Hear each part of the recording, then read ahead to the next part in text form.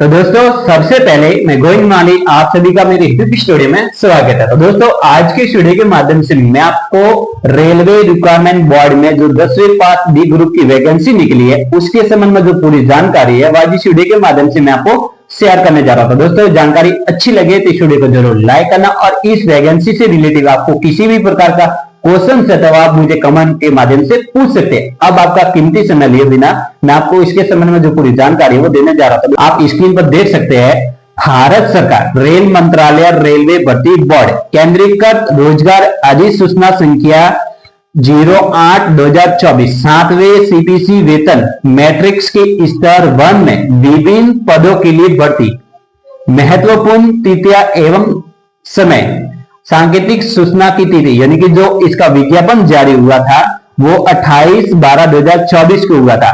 प्रकाशन की तिथि यानी कि आज की डेट में जो नया जो प्रकाशन हुआ है वो 22/1/2025 की डेट में यानी कि आज की डेट में ही इसका जो विज्ञापन है वो जारी हुआ है, जिसमें आप देख सकते हैं आवेदनों के ऑनलाइन पंजीकरण की प्रारंभिक तिथि एवं समय यानी कि जो आवेदन फॉर्म है वो कब से शुरू हो रहे हैं और इसका जो समय है वो आप देख सकते हैं 23/1/2025 से यानी कि 23 जनवरी 2025 से इसके आवेदन फॉर्म शुरू हो रहे हैं और इसके ऑनलाइन आवेदन जमा करने की जो तिथि एवं समय है इसके जो ऑनलाइन आवेदन जमा करने की यानी कि जो आवेदन शुरू हो रहे हैं वो 23/1/2025 से शुरू हो रहे हैं और इसकी जो अंतिम डेट रहेगी 22 फरवरी 2025 जो रात्रि 12 बजे तक आप इसका आवेदन कर सकते हैं। लेकिन आपको 22 फरवरी 2025 का इंतजार नहीं करना क्योंकि अंत में साइड से रिलेटेड किसी भी समस्या का आपको सामना हो सकता है। अब आपको देख सकते हैं जो थर्ड वाला जो ऑप्शन है आवेदन शुल्क भुगतान की जो अंतिम तिथि है वो और जो समय है वो आप देख सकते हैं। इसका जो भुगतान है आप ऑनलाइन आवेदन कर लेते हैं और इसका जो भुगतान है वो आप 24 फरवरी 2025 रात्रि 12 बजे तक कर सकते हैं। ठीक है, यानी कि आप 23 से लेकर के 22 फरवरी 2025 तक इसका आवेदन कर सकते हैं और इसका जो एप्लीकेशन फीस है वो आप 24 फरवरी 2025 रात्रि 12 बजे तक कर सकते हैं। संशोधन शुल्क के भुगतान के साथ आवेदन पत्र में सुधार के लिए संशोधन विंडो की तिथि और समय यानी कि आपके आवेदन फॉर्म में किसी भी प्रकार की गलती हो जाती है तो आप उसमें संशोधन है वो आप 25 फरवरी से लेकर के 6 मार्च 2025 तक रात्रि 12 बजे तक कर सकते हैं। ठीक है, ये तो होगी इसकी बेसिक डिटेल्स। अब इसके संबंध में जो नेक्स्ट डिटेल्स है वो आप देख सकते हैं। इसकी जो भर्ती प्रक्रिया है वो इस प्रकार से रहेगी। उम्मीदवारों को आरआरबी की किसी भी आधिकारिक वेबसाइट के माध्यम से केवल ऑनलाइन मोड के माध्यम से आवेदन करना चाहिए यानी कि आपको जो आवेदन है वो रेलवे रिक्वायरमेंट बोर्ड की जो ऑफिशियल वेबसाइट है उसी के माध्यम से करना है। अदर वेबसाइट पर आपको किसी भी प्रकार का आवेदन नहीं करना। ठीक है, जिसकी लिंक मैंने ऑलरेडी इसी चैनल के डिस्क्रिप्शन बॉक्स में दे दी है। एक ही उम्मीदवार द्वारा एक से अधिक आवेदन करने पर सभी आवेदनों को अस्वीकार कर दिया जाएगा यानी कि आप एक से अधिक आवेदन कर लेते हैं तो आपके जो सभी आवेदन है वो रिजेक्ट कर दिए जाएंगे, उन्हें प्रतिबंध कर दिया जाएगा यानी कि उनको भविष्य के लिए भी प्रतिबंधित कर दिया जाएगा यानी कि आप भविष्य में किसी भी प्रकार के फॉर्म नहीं भर सकेंगे। भर्ती प्रक्रिया में निम्नलिखित चरण शामिल होंगे यानी कि जो भर्ती प्रक्रिया है वो किस प्रकार से होगी। भर्ती सबसे पहला होगा कंप्यूटर आधारित टेस्ट यानी कि सीबीटी टेस्ट होगा। शारीरिक दक्षता परीक्षण यानी कि पीईटी होगा। उसके बाद में दस्तावेज सत्यापन डॉक्यूमेंट वेरिफिकेशन होगा। फिर उसके बाद में जो चौथा है वो चिकित्सा परीक्षण एमआई होगा यानी कि मेडिकल होगा। यानी कि सबसे पहला आपका कंप्यूटर आधारित टेस्ट होगा, उसके बाद आपका फिजिकल टेस्ट होगा, उसके बाद डॉक्यूमेंट वेरिफिकेशन होगा, उसके बाद आपका मेडिकल होगा। उसके बाद सीबीटी पीईटी डीवीईएम एमआई और या किसी अन्य अतिरिक्त गतिविधियों की तारीख जानकारी पात्र उम्मीदवारों को आरआरबी या आरआरसी वेबसाइट या एसएमएस या ईमेल के माध्यम से आपको समय पर आपको दे दी जाएगी। ठीक है, किसी भी चरण को स्थगित करने या स्थान या तिथि में शिफ्ट में परिवर्तन करने के अनुरोध पर किसी भी प्रकार के विचार नहीं किया जाएगा यानी कि आप जो स्थान है जो एग्जाम सेंटर है और जो एग्जाम डेट है या शिफ्ट है उसमें परिवर्तन के लिए आपका किसी भी प्रकार का अनुरोध स्वीकार नहीं किया जाएगा। अब इसकी जो आयु है वो आप देख सकते हैं लेवल 1 के लिए जो आयु है सामान्य निर्धारित 1/1/2025 तक आपकी जो न्यूनतम उम्र है वो 18 वर्ष और अधिकतम आपकी 33 वर्ष यानी कि 18 से 33 वर्ष।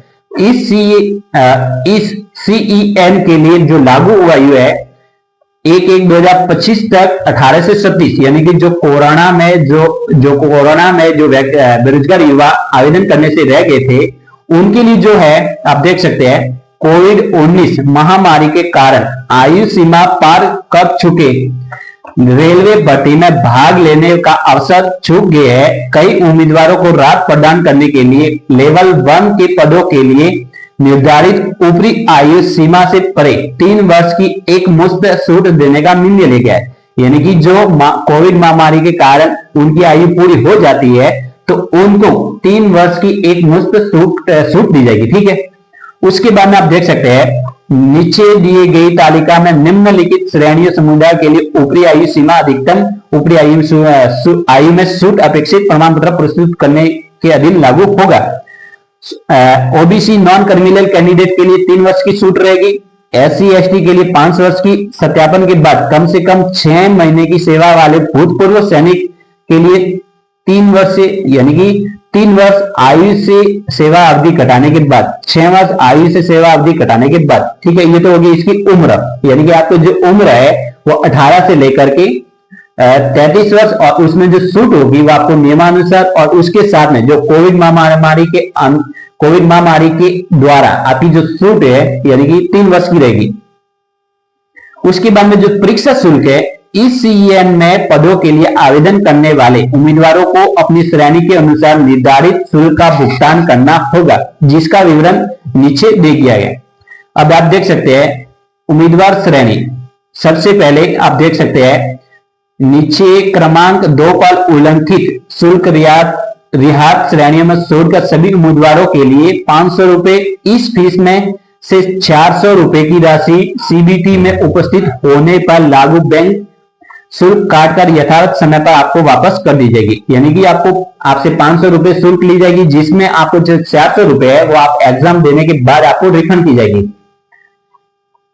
सामान्य कैटेगरी के लिए कितनी फीस है? 500 रुपए और PWD महिला ट्रांसजेंडर भूतपूर्व सैनिक उम्मीदवारों के लिए जो फीस है SC/ST अल्पसंख्यक समुदाय और आर्थिक रूप से जो पिछड़ा वर्ग है उनके लिए जो फीस है वो 250 रुपए है। यानी कि सामान्य और OBC कैंडिडेट के लिए 500 रुपए और अदर जो कैंडिडेट है उनके लिए 250 रुपए। ये तो होगी इसकी एप्लीकेशन फीस।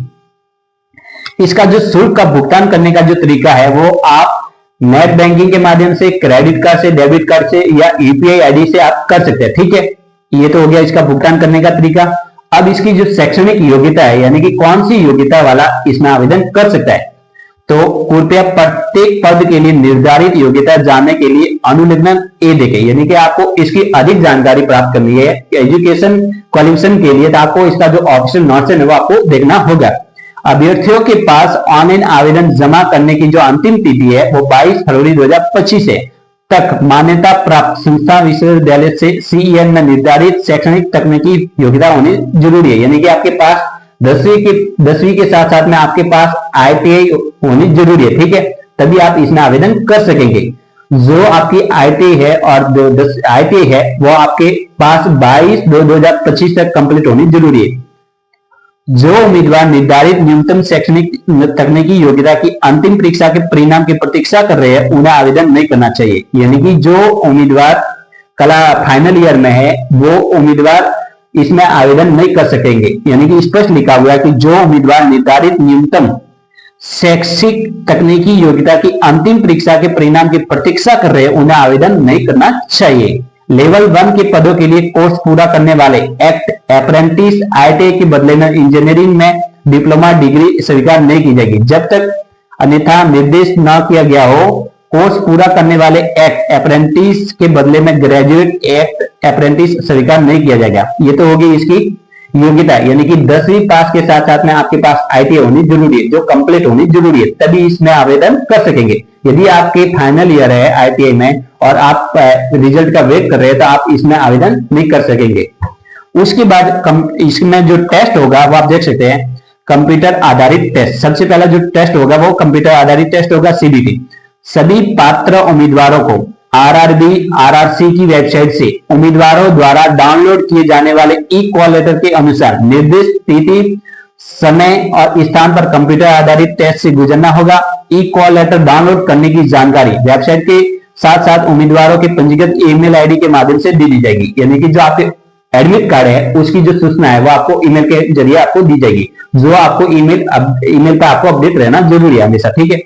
सीबीटी के लिए परीक्षा की अवधि एवं प्रश्नों की संख्या है वो इस प्रकार से है। जो परीक्षा की अवधि रहेगी वो 90 मिनट की रहेगी। सामान्य विज्ञान आपके 25 अंकों की होगी, माथे टिक्स होगी वो 25 अंकों की होगी, यानी कि जो क्वेश्चन है वो प्रश्नों की संख्या इस प्रकार से है, प्रत्येक क्वेश्चन 1 अंक का होगा, ठीक है। उसके बाद में सामान्य बुद्धि 30 अंकों के 30 प्रश्न होंगे। उसके बाद में सामान्य जागरूकता और करंट अफेयर्स 20 अंकों के 20 क्वेश्चन होंगे, प्रश्नों की संख्या 100 होगी, ठीक है। जिसमें आप देख सकते हैं 25 तो होंगे सामान्य विज्ञान के, फिर 25 होंगे टिक्स के और सामान्य बुद्धि के 30 होंगे, सामान्य जागरूकता और करंट अफेयर्स के 20 रहेंगे और टोटल मिलाकर के प्रश्नों की संख्या 100 होगी और जो अंक होंगे वो भी 100 होंगे, ठीक है। पात्र दिव्यांग अभ्यर्थियों के लिए के साथ परीक्षा की अवधि 120 मिनट की रहेगी, यानी कि जो दिव्यांग व्यक्ति है, दिव्यांग बेरोजगार युवा जिन्होंने आवेदन किया है उनके लिए 120 मिनट का समय रहेगा, ठीक है। अब इस चैनल के माध्यम से मैंने आज जो जानकारी दी है, यदि आपको अच्छी लगी हो तो इस वीडियो को जरूर लाइक करना और चैनल पर न तो चैनल को सब्सक्राइब करके मुझे थोड़ा सपोर्ट जरूर करना। जय हिंद, जय